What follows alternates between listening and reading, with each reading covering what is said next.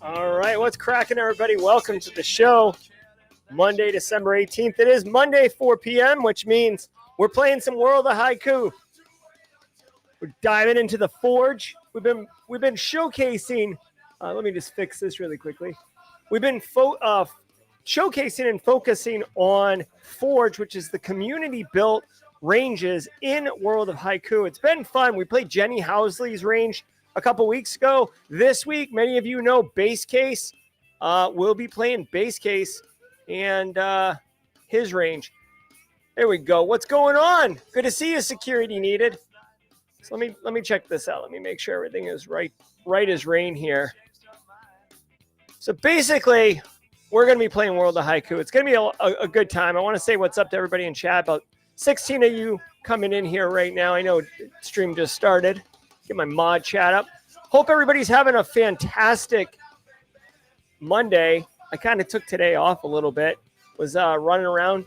I don't know if you guys do Pokemon Go, but I was driving around with my youngins. Pokestops, gym battles, all these things. Hey, Ken Pryor, what's up?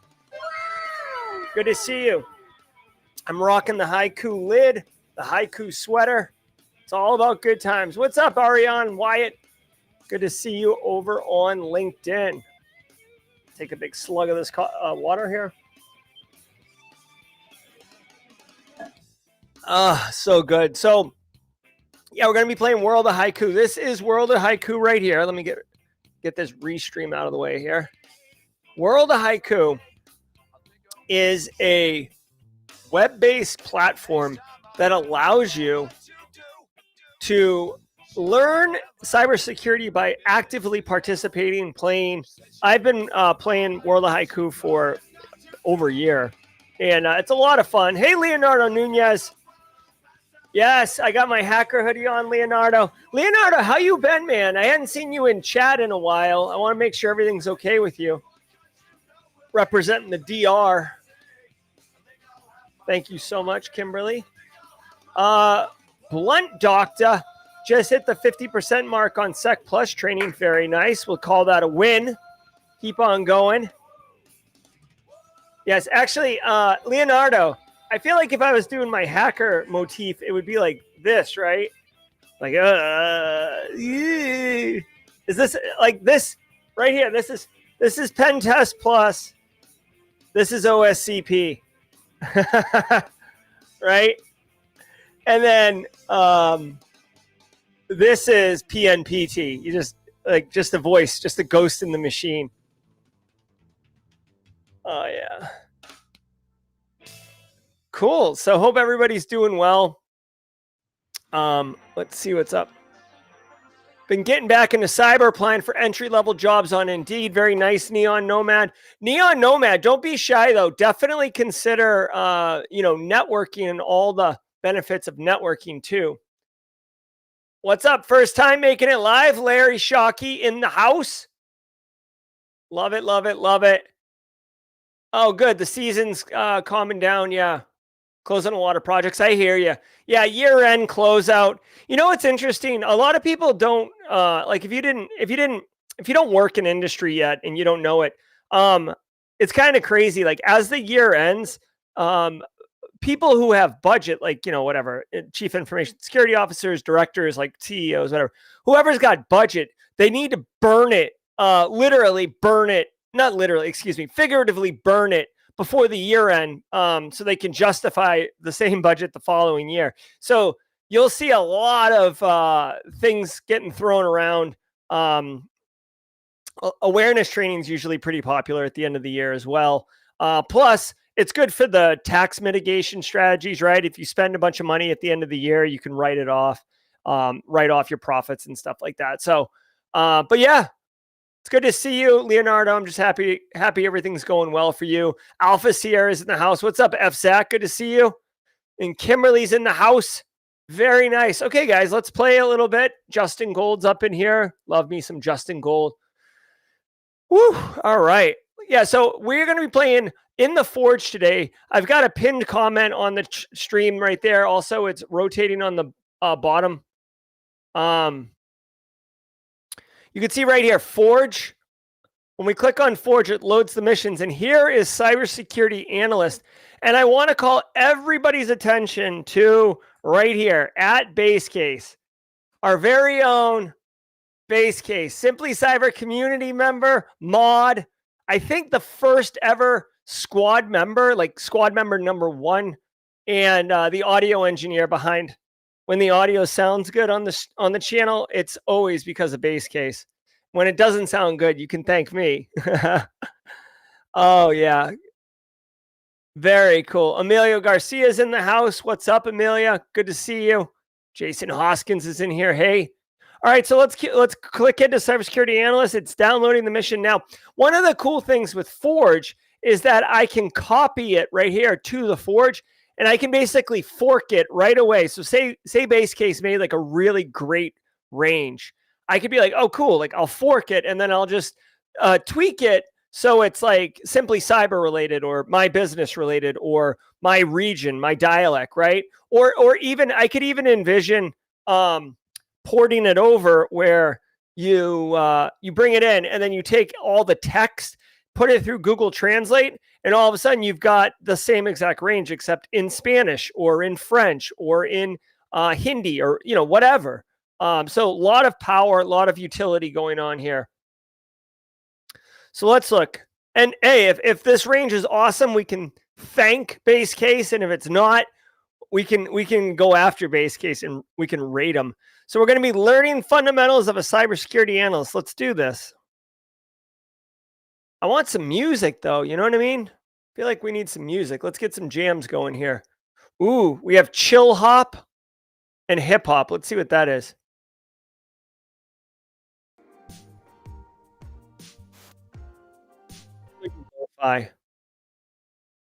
Tell me if you can hear the music.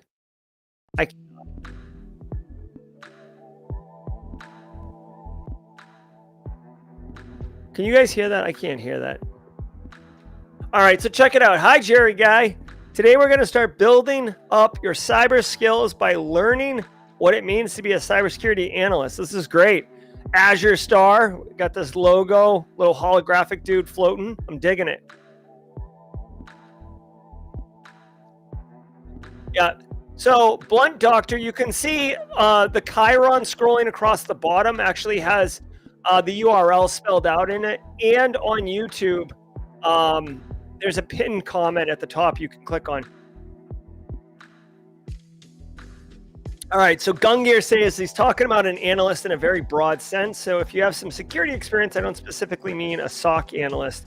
This is going to be teaching you basic security info across the spectrum so we can begin building you up as we go further along, starting with a strong base.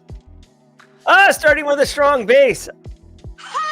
Starting with a strong base case, right? Am I right? For you to get that base case, I want to start running you through the basics. You may have come across some of this information in other interactions in Haiku. Very cool. Okay. There we go, FZAC. Yeah, the music is supposed to be chill, just kind of like hanging out. Dude, this is my favorite thing. I love 4 o'clock Mondays, dude. End of the workday, at least for me. I know you West Coast people, you're in the middle of the workday, but for me, it's like end of the workday, kind of chill. This time of year is my favorite. It's usually super chill. It's good to get a refresher. You may learn some new things along the way. Awesome. Rascal is here with us today. He will be helping. If you guys don't know, Rascal is basically like a little AI helper bot thing there he is. Hi, Jerry Guy. This one may take a while. Make sure to take breaks when you're ready. Let's get this going. All right. Who's ready to rock and roll? Hey, Space Tacos. Yeah, traffic sucks. Space Tacos in traffic, looking at the cars that are blocking the box at the intersection. Like, catch me outside. How about that? I love it. Richard Whale, first timer, huh? Welcome to the party, pal. Welcome to the party, pal. Thank you, VSEC.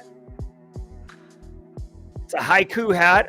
I'm straight loving it. By the way, I mostly face forward, but this Haiku sweatshirt, right?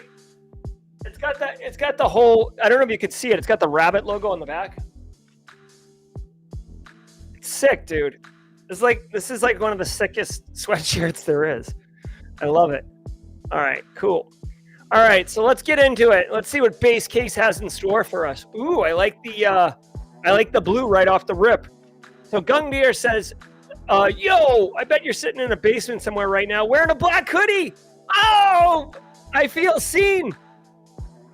Click-clacking away at the keyboard with your elite skills. Am I warm? Yes or no? This is funny, okay? So right off the rip, base case, punking me with the black hoodie. Let me step back for a second and tell you guys what we're looking at here. So this is the World of Haiku's interface. On the right side is a terminal shell that we can type into. Over here is the kind of the world of the playmat, and calling your attention to this network topology, right? We've got some endpoints, some networking devices, and they have, details like IP addresses, host names, listening services, firewall, etc.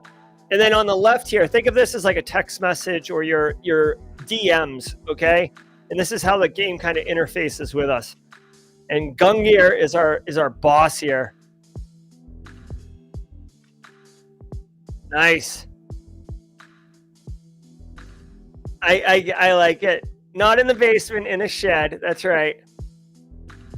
So Rascal says, pay him no mind, Jerry guy. He's only messing with you some. What he is talking about is important, though.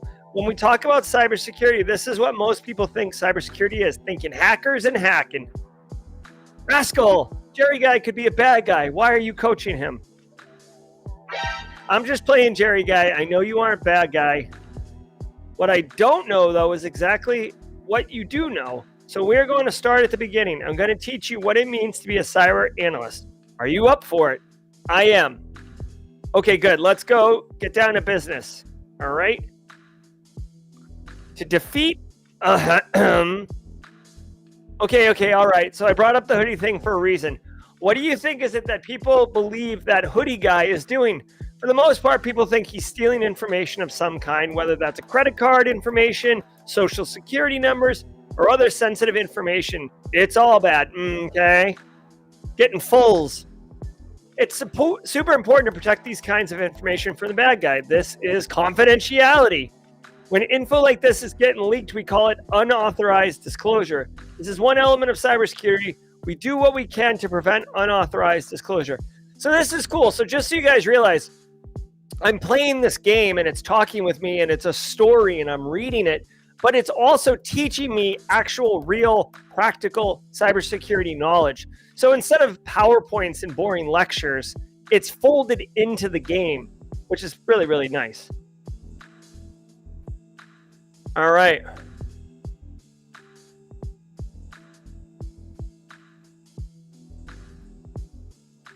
Gungnir, what are the two other objectives in cybersecurity? I'm getting to that, bro. The other two objectives are integrity and availability. So let's talk about all three real quick to give you a better idea. The three objectives of cybersecurity are confidentiality, integrity, and availability. The old CIA triad. When we put those things together, we call it the CIA triad. I'm telling you guys, if you're new to cybersecurity or you're studying cybersecurity or you're looking to break in, literally day one is the CIA triad. And honestly, it really should be, right? Because everything we do, every control we implement, everything we do, you can always trace it back to one or more of those three security objectives. Multi-factor authentication, it's protecting confidentiality, right? And integrity. Backups, it's protecting availability. Like every control is protecting, you can trace it back to one of those three objectives. Confidentiality ensures that only people who are supposed to have access to information have it. Integrity ensures that information has not been modified intentionally or unintentionally. And availability ensures that information is available to legitimate users when needed. So how do we go about achieving confidentiality?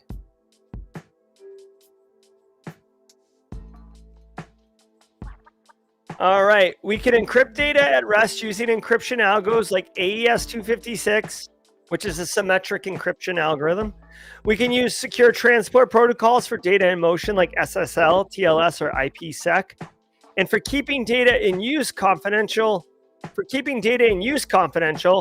we do things like try to eliminate shoulder surfing using screen view angle protectors and locking our computers when we are away from them. I haven't seen a screen view angle protector in a long time.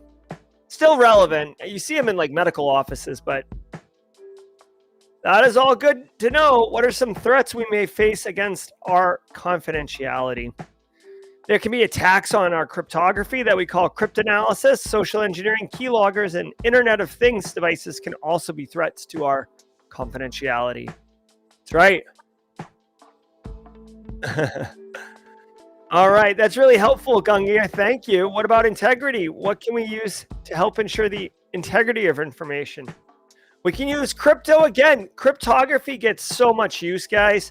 We can use checksums, message digests, which are called hashes, like MD5, SHA-1, SHA-2. We can also use digital signatures for non-repudiation and use access control. That's a lot. What are some threats to integrity? The number one threat is alteration of data. Code injections can also be a threat to our data. And again, cryptanalysis.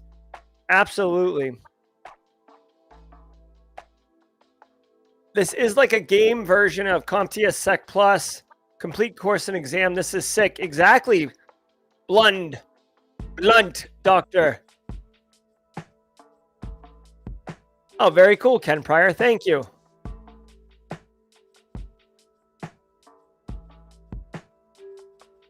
Oh, that's funny, Carrie. I had to read that a few times to get it. That's funny, though. So Rascal says, great. Are you getting all of this, Jerry Guy? What can we do to help ensure that our information is available? I'm getting it all. I'm getting it. Let's do it. Great question. We can implement IDS IPS, which is intrusion detection, intrusion prevention, patch management, redundancy on hardwares, and SLAs. Real quick, I want to share something with you guys that I remember thinking, like, IDS IPS, intrusion detection system and intrusion prevention system.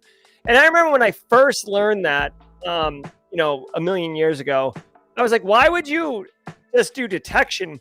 If you can do intrusion prevention, why wouldn't, who is opting out of intrusion prevention and only doing intrusion detection? That seems dumb. And I was thinking, maybe it costs more money to do intrusion prevention. But the reality is, if you configure intrusion prevention, you actually have the chance of preventing your, legitimate end users from being able to access systems because it's misconfigured, false positives, stuff like that. Whereas intrusion detection, you can investigate it, and maybe with more sensitive systems or whatever, or high availability systems and stuff like that. So just a little shout out for people. I remember when I was coming into the industry, like that was one thing that I remember being like, I don't get it. Why is it like that? So thought everybody might be doing that. Oh yeah, Flare VM. Flare VM is a legit distro for Blue Team. I like it. All right, so let's check out what Rascal says here. It's time for a pop quiz. Whenever a pop quiz pops up, it's a good habit to click on those to the left of the X here in the messenger so you can see the full question and choices easily. All right. Remember to make the answer choice type echo answer, okay? So if you're playing along, echo is how we interface with the command terminal over here, right? So let's say echo Flare VM, right? So you can see here, when I call echo, and you can do this on your own Linux box, and you do echo Flare VM, it just responds Flare VM, right? All right, and you can do this like literally on your own Linux boxes too. So let's see what it says. The CIA triad is comprised of confidentiality, integrity, and anonymity. True or false? True or false, everybody? Is the CIA triad confidentiality, integrity, and anonymity? I'll wait for your answers.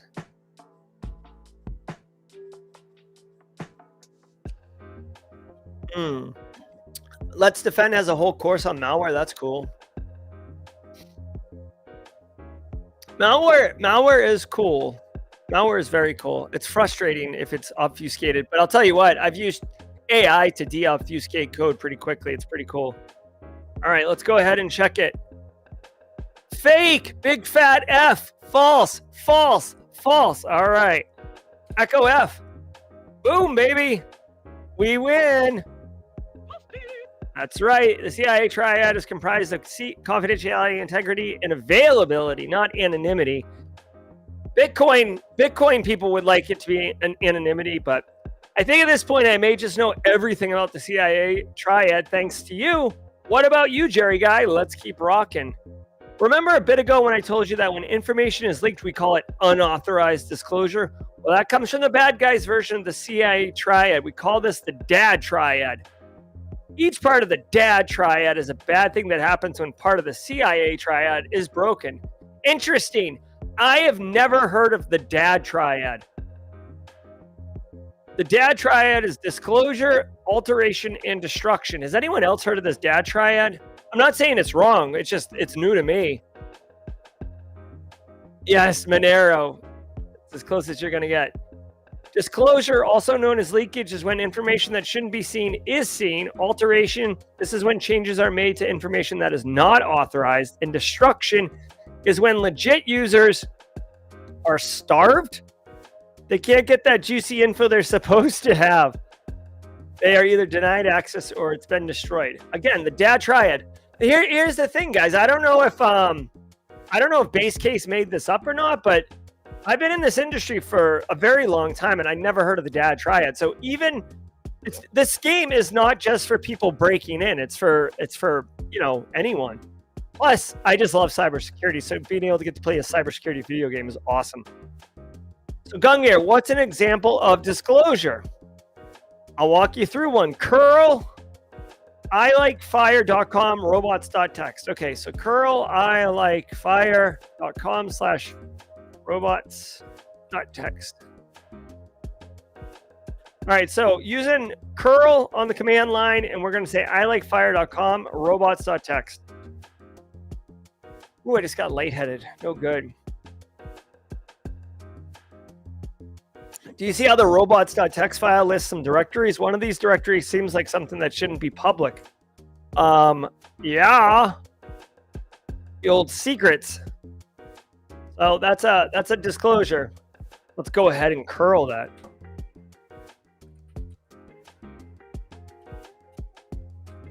Boom. Oh yeah. Do you think we should be able to see this info? Do you think info here is confidential? Very confidential.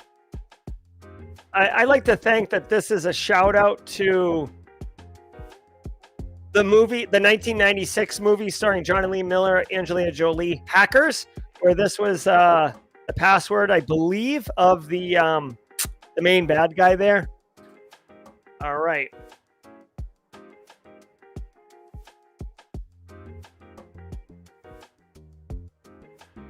Oh. Rhonda Rummerfield has heard of the DAD triad before. Cool. That's an example of disclosure. Thanks, Gungnir. Alteration. Go to the documents folder. Okay. We're in the documents folder. And there's two identical files, alteration and alteration 2.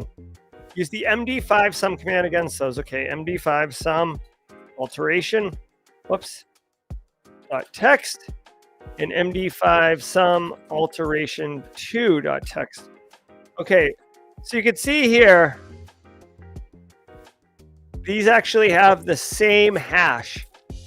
Now, what I will tell you is hashes, they're kind of like fingerprints for files. And I will tell you, it is not impossible for two files that are different to have the same hash. This is a spurious hit, and it can happen. It is incredibly unlikely, like very, very, very, very, very unlikely, but it can happen mathematically. That's one way we can verify these two files are the same.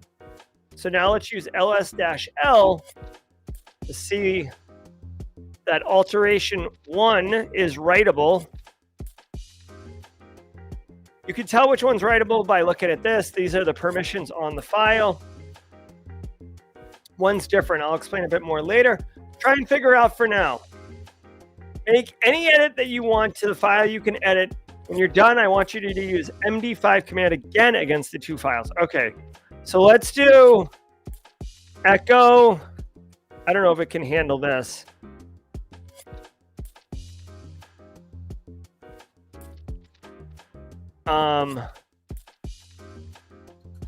So we're going to do echo.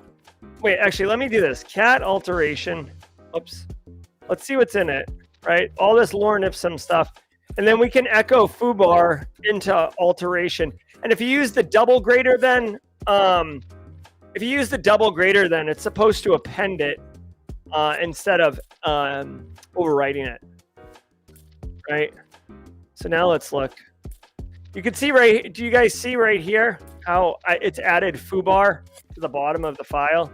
That is a correct, that is correct. MD5 sum, alteration 1. And let's do alteration 2. And now you guys can see that they are different file names. So the hash values don't match now. So even if one character has changed, the hash value would change. Using these hash values will show that there's been data alteration and the integrity of the file has been lost. This is 100% true.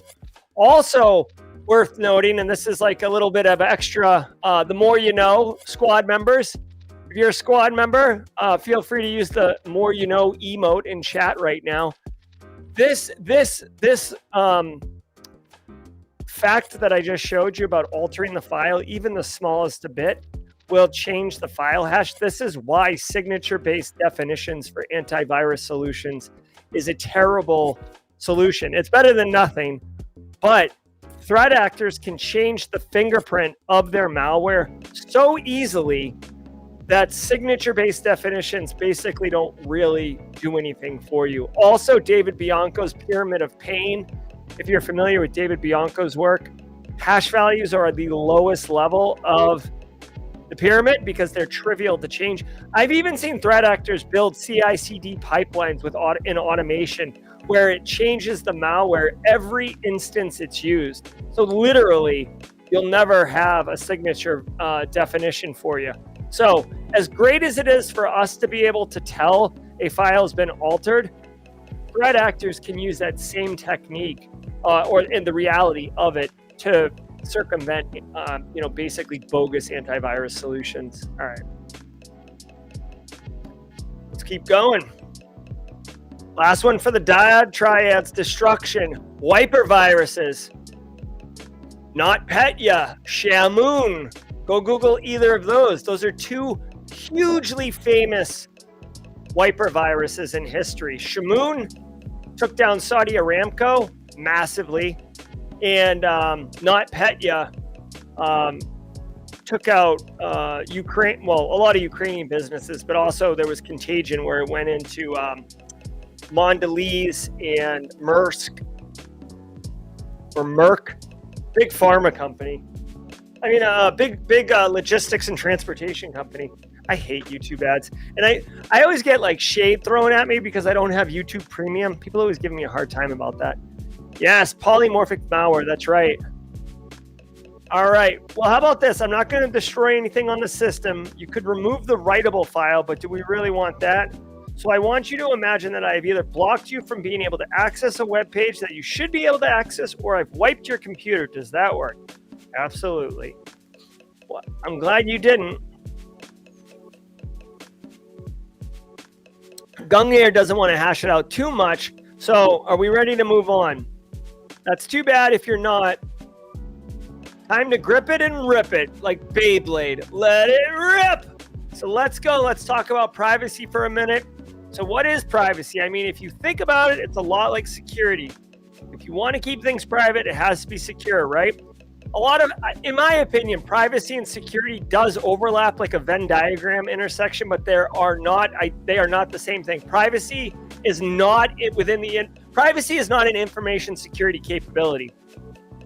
We do care about it and we help the privacy people, but there's more to privacy than just that. Gungnir says, there's two things that are closely related. Privacy and security are two peas in a pod. These bad boys go together like peanut butter and jelly or peanut butter and Nutella if you're my 8-year-old. Security is that awesome peanut butter and privacy is that sweet, sweet jelly, baby. Our peanut butter is all about how can we protect our information, while our jelly is all about how we can use and share that same information. Privacy's jelly is where it's at when you're talking about what we do with the information. Let's talk about information that can identify a specific person. We call that PII, or personally identifiable information. There are other kinds of information that we do need to keep private, like PHI, which is private or personal health information, or excuse me, protected health information under HIPAA, and PCI, which stands for our payment card industry. Just remember, privacy is about how we use and share information like PII. Okay, time for another question. Here we go, everybody. Choose the correct answer. Let us know in chat, A, B, C, or D. Take it easy, Silent Hawk. All right. Holler at me, A, B, C, or D. Privacy is about, oh my God, I just wicked lightheaded. Privacy is about how we use and share information. Security is about protecting information. B, privacy is about protecting information. Security is about how we use and share information. C, privacy and security are the same thing. D, privacy and security aren't related. Lock in your answers now. All right, I've got my answer. BSEC being firm with the D. I'll have you know, a lot of privacy people might think D is the answer.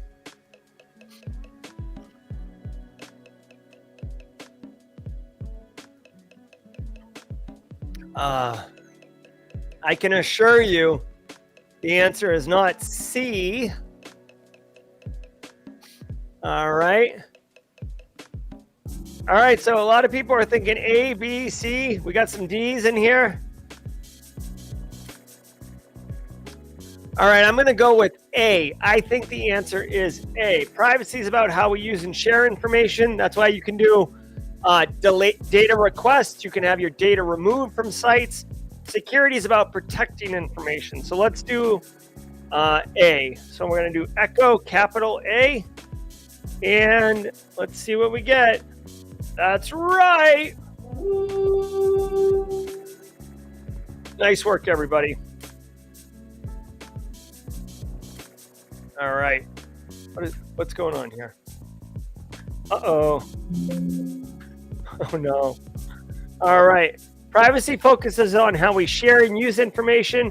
With privacy, we think about things like PII, personally identifiable information, PHI, protected health information, and PCI, payment card industry information.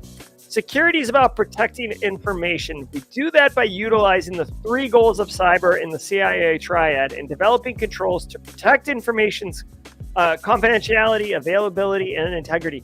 Remember, folks, before our industry was cool and called cybersecurity, it was called information security. We are all about protecting information.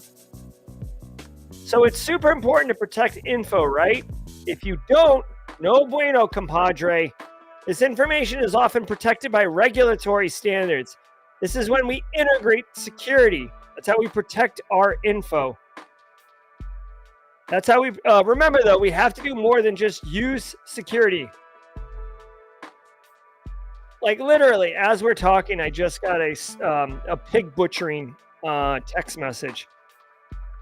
I literally just got a pig butchering text message. Freaking scammers. Julie, let's go driving. Let's go to the driving range tomorrow. Maybe on a different stream, I would respond to that. There's a thing called GAP, Generally Accepted Privacy Principles, GAPP, that we should really shoot for when keeping info private. I've attached a file called GAP that lists the 10 privacy practices GAP's all about. This is true, by the way. GAP is actually known for GAAP, which is Generally Accepted Auditing Principles. But the privacy people, you know, they basically said, hold my beer, move, whatever, shoved some people out of the way, and they tried to appropriate that acronym-ish, and now they say GAP, Generally Accepted Privacy Principles. These are 10, and it's really well known. Let's see. What's the ham about? I don't know what the ham was about. I like ham too. Go ahead and look at that file. CD to the documents directory, which I'm already in. And cat the gap file. Okay. And get back to me. Okay, let's do that. All right, so we'll have to scroll here. Or you could say, all right, so the 10 things is management. This objective is that an org should document its privacy practices. By the way, while we're reading this, I do a lot of cooking. I don't know if anyone else likes to cook in chat. I do a lot of cooking. I am so amped up. I found rib roast for for me and my wife and my 2 smaller children. You accept things and you consent. Choice and consent. This one is that an org should obtain consent from individuals for storage, use, and sharing of PII. Again, this is usually buried in like 35 pages of size 4 font, unless you live in Europe. Collection says that an organization should collect PII only for what they say they're going to use it for, and only if the person consents to it. This is a major one. I've seen this at research universities where they say, oh, can we collect your information for XYZ? And then some brainchild comes up with like, oh, I've got a cool idea. Let's use the data for this. That violates this principle. And I see it all the time, frankly.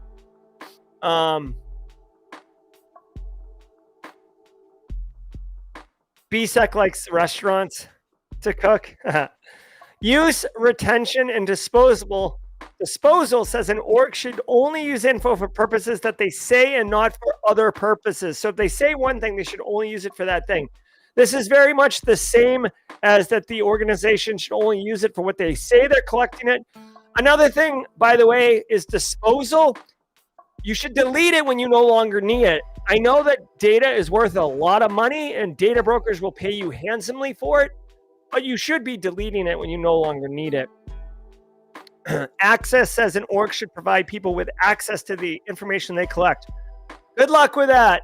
Try contacting like, I don't know, a cloud service provider and asking them, that isn't a Fortune 50 company, and ask them, hey, how do you, I'd like you to disclose how you use my information. You probably get no reply. All right, so we got people who love to cook, like Space Tacos, and we got those who love to eat. So the Simply Cyber community, keeping it real. We are one happy ecosystem, right? We've got people who like to eat and people who like to cook. All right, let's look at this. Let's just do Christmas lo-fi. There we go. All right. Security says PII will be protected against unauthorized access, like the C in the CIA triad, and quality says that the organization will maintain accurate information, like the I in the triad. And finally, monitoring and enforcement says the organization will put processes in place that follow these privacy policies. So these are all great, right? You do all these things, and then you actually put in some type of mechanism to ensure that they're being done. Okay? It's not a bad idea, guys. Like, if you're trying to get work, like going through the privacy office is not a bad way if you want to do GRC work, by the way. All right. Question. There are 9 privacy practices outlined by the GAP. Well, let's count them.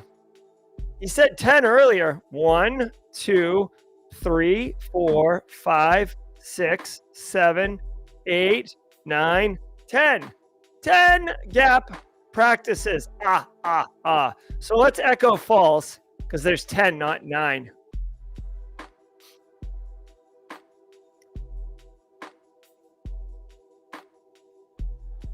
VRAD likes to grill, but doesn't do so very often. Space Tacos likes to bake. I suck at, I'm sorry, Kennedy. I'm terrible at baking. Baking is not my strength. Mrs. Ogier is excellent at baking. Actually, she's excellent at cooking too. I'm very lucky. My wife can cook like a boss. But I do a lot of cooking myself. I enjoy the challenge of it, honestly. Nice job, Neon Nomad.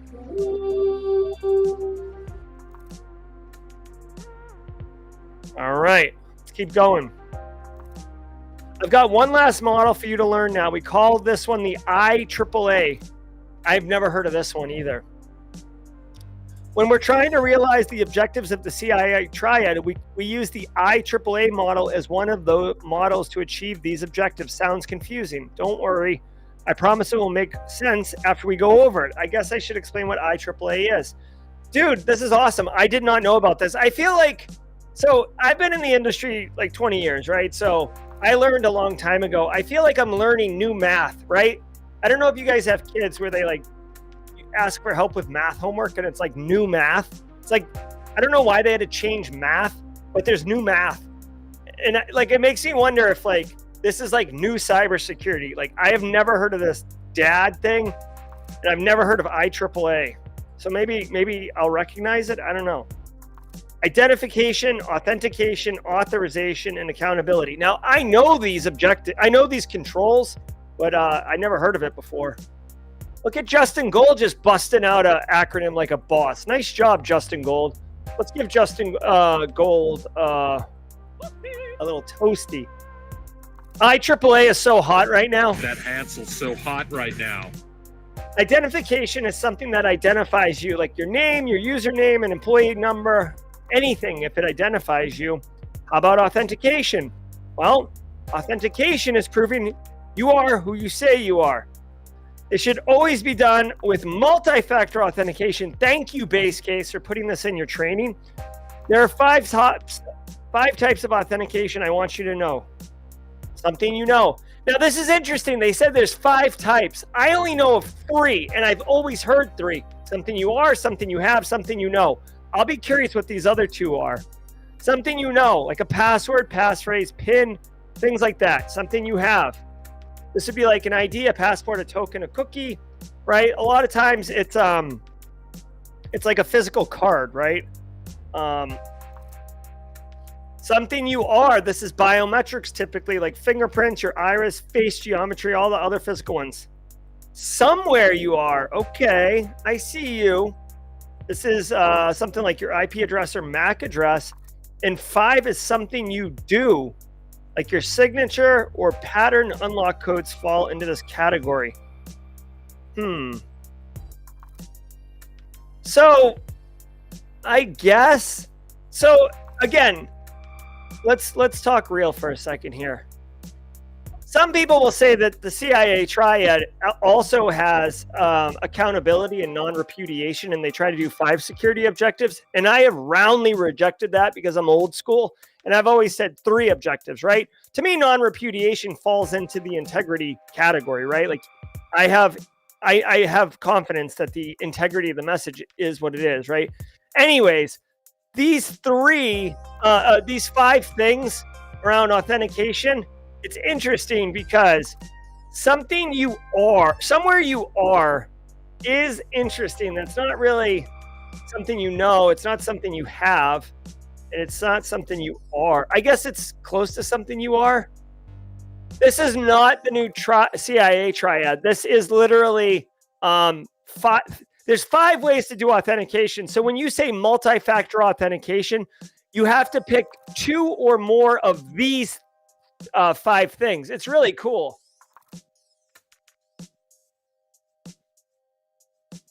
Seems like a lot. So there's a bunch of ways to identify or authenticate who you are. When we use combinations of things like that, it's MFA. I love it.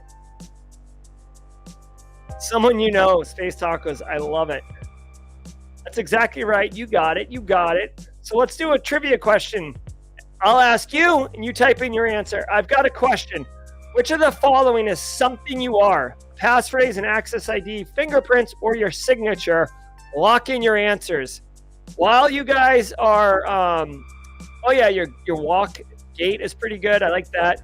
Which answer are you guys going with here? Something you are.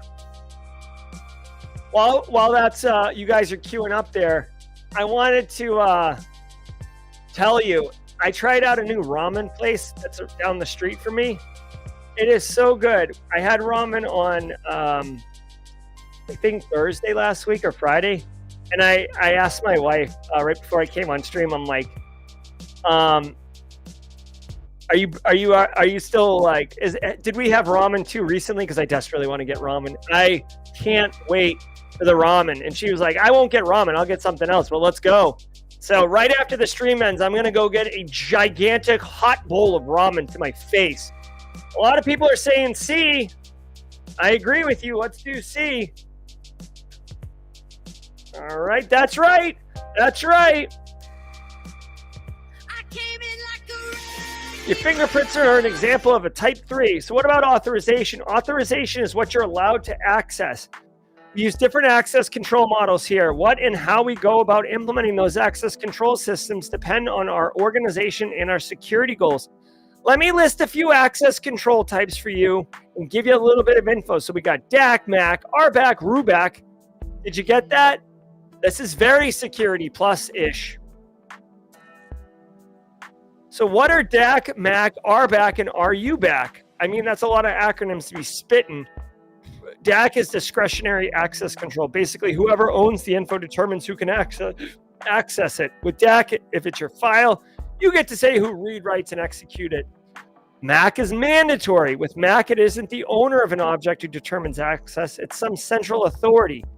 Examples of MAC are military security. An individual owner of some info here can't just say it's top secret. They can't change some info from top secret to secret. The military decides for them. RBAC, which is what many of us are familiar with, is role-based access control.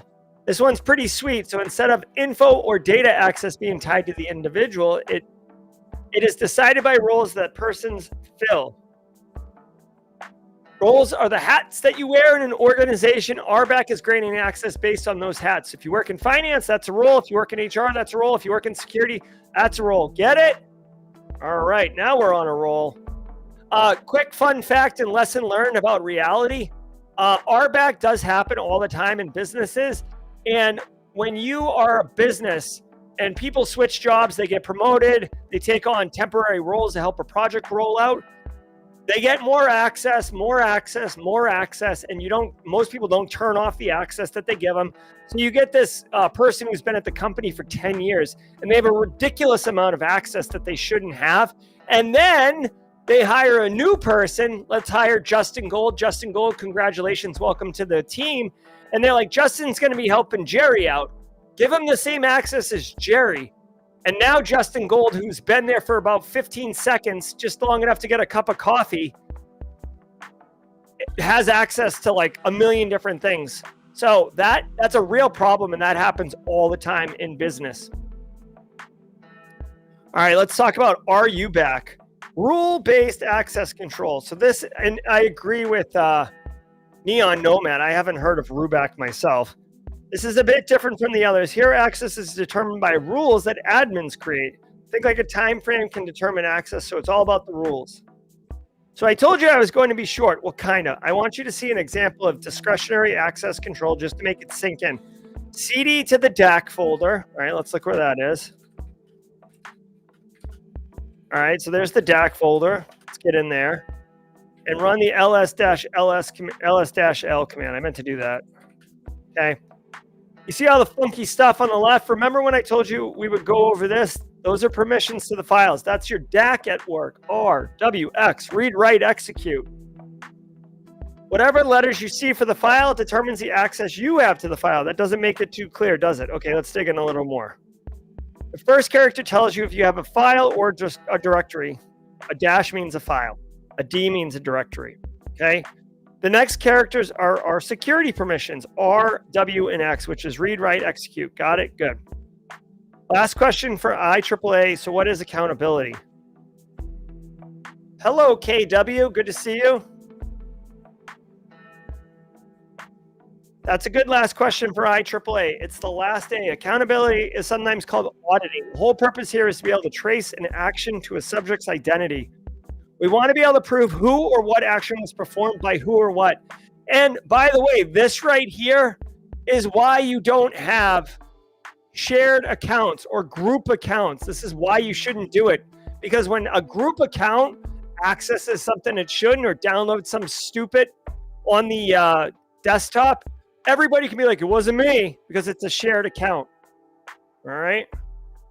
I will say there are examples of where a shared account is necessary, and I can offer that up if you guys want to. But let's get a question in. Privacy is often protected by regulatory standards. Ooh, that's a tricky question. There are some regulatory standards that do protect privacy, but I'm gonna say true. True, you got it. Privacy is protected by all kinds of regulatory standards. When we go down the regulation rabbit hole someday, I want you to keep in mind things like HIPAA, SOX, PCI DSS, GLBA, and GDPR. These are only a few of the many. It might be a good idea to do some research on your own for now. Fun fact, the United States does not have a national federal privacy law. Many states have their own privacy laws. There was a push maybe a year ago, six to 12 months ago, to have a federal privacy law. And part of the problem was that basically it would be less stringent than some states' current level of stringency, and you wouldn't be able to go above it, right? So California, for example, has like a super strict privacy laws, and the federal one would have been like way less than that, and California would have had to agree to not go above and beyond that law, which is basically what torpedoed the whole thing, which, by the way, I think is kind of silly. I get why they did it, but still. Anyways, that's a little bit of more information for you on privacy. IAAA is one of the ways we realize the objectives of the CIA triad. True or false? Absolutely true, all day, every day. You got it. Remember, IAAA stands for identification, authentication, authorization, and accountability. Now that we have gone over security and privacy and IAAA, let's move to the big kahuna, the big daddy-o, risk analysis. Yes, base case, making GRC hot.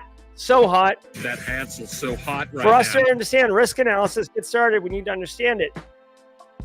We have to know what technology we have. Second, we have to understand our environment. Do you know what that means? I know. That means we have to think about both internal and external factors that affect us. You've got it. If we know that the internal and external factors that affect us, we can develop the right kinds of controls to stand up against the threats that may come our way. Now, let's not get a hold of ourselves. I think that's supposed to say not get ahead of ourselves. I'm just going to take a screenshot really quickly for base case really quickly, and then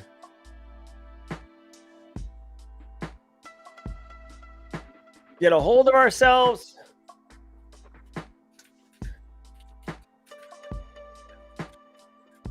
All right.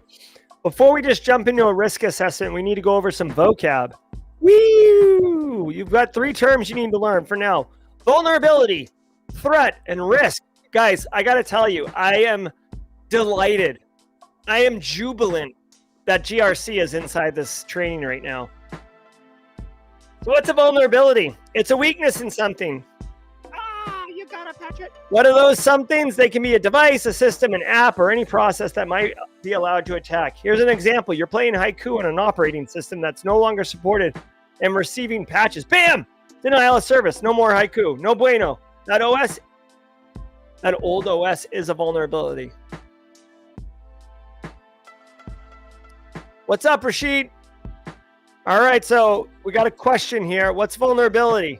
An outside force that attempts to break our security, a weakness in our system, CVSS, or the probability of exposure or loss from a cyber attack or breach. We're going weakness in our system all day. That's right. A vulnerability is definitely a weakness in our system, devices, applications, or other processes. Vulnerabilities can come from all over the place. Common ones are network vulns, operating system vulns, process vulns, and human vulns.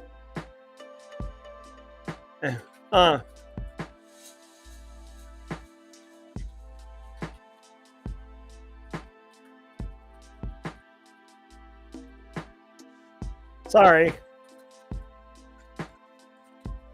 All right, so let's dig into threats. A threat is an outside force that may exploit a vulnerability. You remember the hoodie guy? This guy, two thumbs and smiling? Well, he's one that will hit you with your DOS, denial of service attack. Now that the guy is a bad guy, he is malicious. We don't like that guy. He stopped you from playing Haiku. Sometimes, though, it's not the hoodie guy. Sometimes threats come in different forms.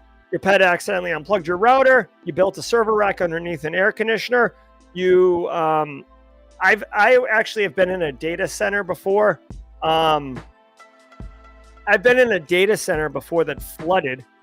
The pet stopped you from playing Haiku, etc. It's that time again. What is a threat? Actions performed by bad guys who are trying to steal data or disrupt damage services and systems.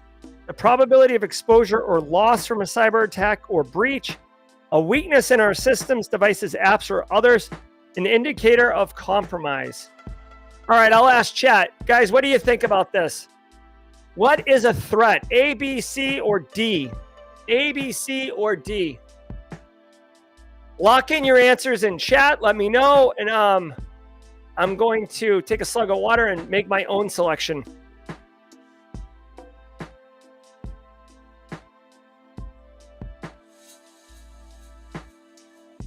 All right, I got my answer. What is a threat, y'all? We're going to use Echo. And I'm going to submit A. So, Blunt Doctor says C, a weakness in our system. So that's more of a vulnerability. A weakness in the system is a vulnerability. You can have weaknesses, right? You can leave your car door unlocked. You can leave your front door of your house unlocked. You can leave your wallet on a park bench. That's a weakness, but it doesn't mean that it's going to get exploited. It doesn't mean someone's going to walk into your house and steal your furniture. A threat, a thief, a burglar, a gust of wind that blows your wallet away. Those are threats, right? That can be realized to exploit the vulnerability. So let's go ahead and do Echo A. We nailed it. Exactamundo, you definitely got this. The actions that the bad guy performs are threats. The bad guy is the threat actor. Threat actors are going to threat act. By the way, hey, I see Base Case in chat. What's up, Base Case? I love myself some Base Case. Base Case, hey, really quickly, I hope you guys are super pumped for the holidays at your house. I know the kids got to be super amped up. So let's talk about risks.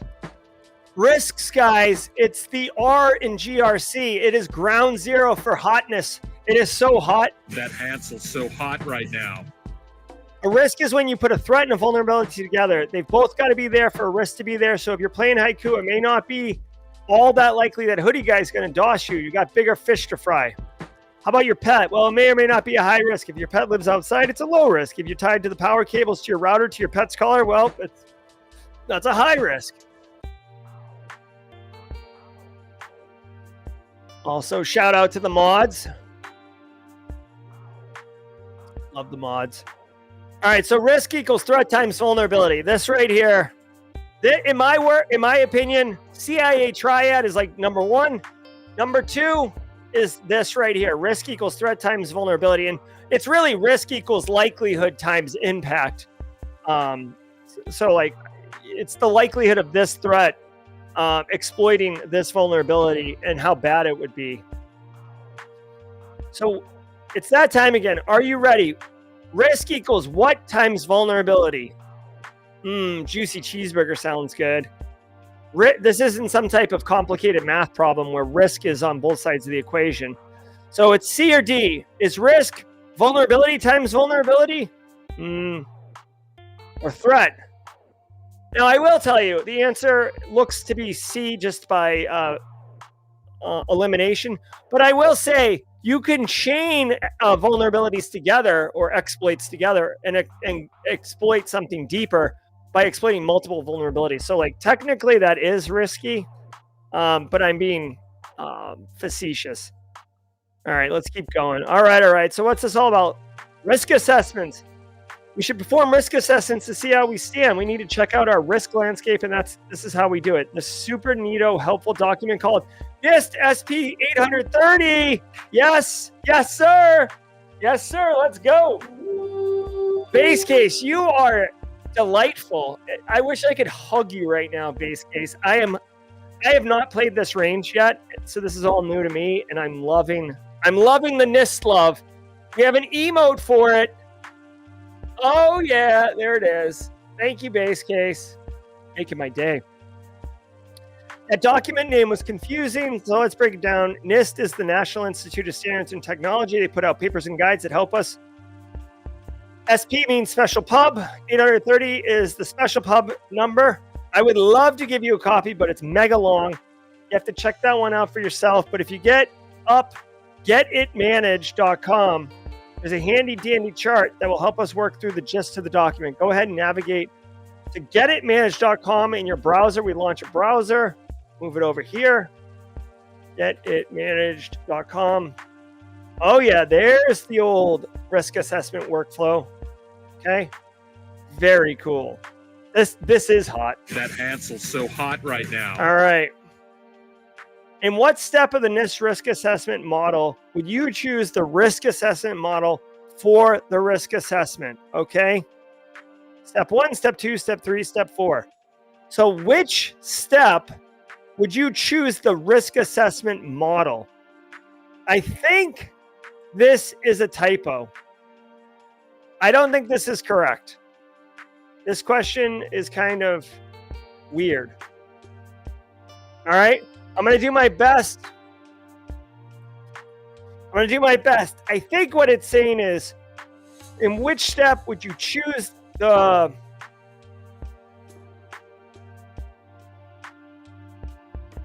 By the way, step 3 and 4 aren't listed here. It's step 1, step 2.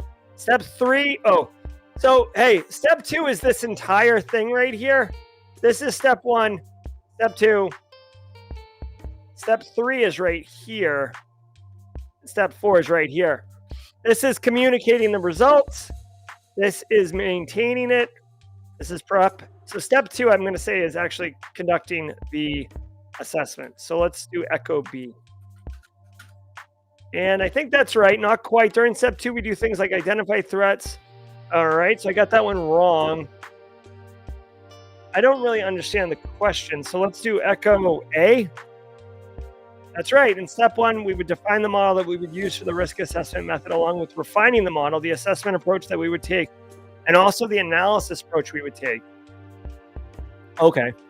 For me, preparing for the assessment is more like identifying what controls you're going to be testing, getting the stakeholders and people that you need to interview, scheduling those interviews, requesting evidence ahead of time. That is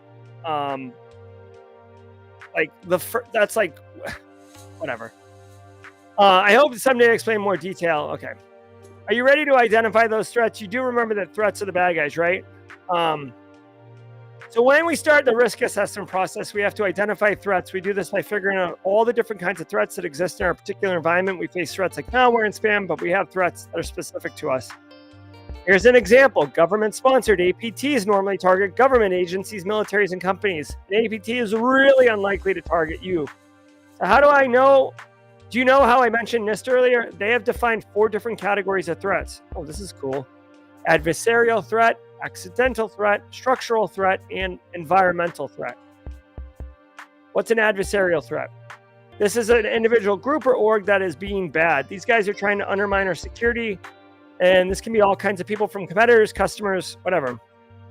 When we think about adversarial threats, we always need to think about how capable they are at attacking us, what they're doing, how they like to attack. Accidental threats, this is Carl. If you're at work and you accidentally delete something, if you're trying to be a good doobie and you bring work home and then it gets stolen, your car gets stolen. If you bring top secret documents to your house and leave it in the bathroom, that's an accidental threat. Structural threats. This right here is like the air conditioner over the data center server rack. We need to think about how structural threats can affect us and how they may affect us going forward. All right. Environment. Oh my God. Environmental threats. Last but not least, environmental threats happen when natural and man-made disasters happen that are completely out of our control. Fires, floods, storms, power failures, the grid goes down. These are environmental threats. These are important things we need to think about. Think about where we live, where our data. Okay. So NIST doesn't specifically list this as a threat category, but we need to remember insider threats. Okay. It's kind of a blend of adversarial and accidental.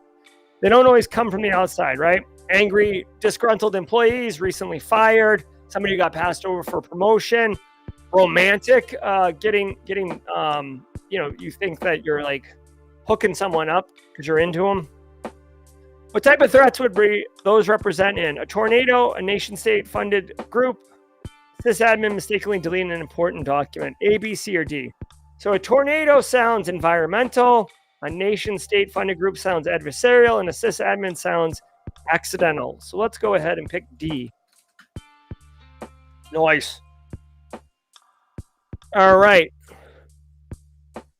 All right. So I wanted to get through this, but we're over time, and I've got a ramen date. So I'll leave this as an exercise to you to finish, but I wanted to let everybody know that we've been playing World of Haiku's Forge, a range built by Base Case himself, and we've been having a really good time. And if you didn't realize it, we have been learning and practicing fundamentals of cybersecurity. It's awesome.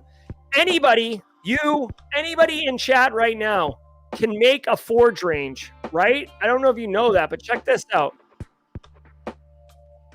The Forge range is available to everybody to make it. That range, Base Case made. It's very much like a WYSIWYG, point and click. And like I said before, you can actually fork an existing range and start from there. So like say that range we just played together, say you like it and you had some ideas you want to add to it. You don't have to recreate the whole thing. You can stand on Base Case's shoulders. And Haiku is actually running a contest right now where I'm one of the judges, this guy, where you can win $1,000 or more just by building a range and submitting it. And there's different categories, but if your range is selected as a winner for one of the categories, guess what? Straight cash, homie. Straight cash, homie. So if you'd like to check it out, you can go to, there's a link in the pin chat. Oh, Base Case says it's all Jaren. All right, well then Jaren developed the range and it's good. There's a link in the description. There is a link in the Chiron scrolling across the bottom, and I pinned a comment on chat for you to go and check out this event. I'm going to link right here. If you want to check out this contest, right there, you can click on that link and check out the contest. Win $1,000, guys. Why not? It's good times. Plus, I mean, you could put in, really, I mean, if it was me, like you could put in links to your own LinkedIn profile. You could put in links to your own website, your own blog, right? Talk about networking. Talk about, growing your own professional network. There's nothing stopping you from having like the little simulation be like, oh, hey, let's give an example. Say you hacked into LinkedIn and you're attacking Jerry Ozier's account. Here's a link to Jerry Ozier's LinkedIn account. Go look at it, right? You could put that in and people will follow it, right? So there's a lot of opportunity here in addition to winning money, in addition to educating people. I could even see, like, say you work at a company that does, sells product, right? Like, say you're a cybersecurity vendor. You could bake it into these things. There's a lot of opportunity. Go check it out. But that's going to do it for today's stream, guys. What do we got? 65 of you beautiful people. I hope you had a good time. I certainly did. Thank you all so very much for playing along. This is the last Let's Play Haiku for the year. I've enjoyed it the last, 3, 4, 5 months, playing the Haiku game with all of you. You guys showing up on Monday afternoons. It's really just super chill. And like I said, just a ton of fun. Thank you all so very much.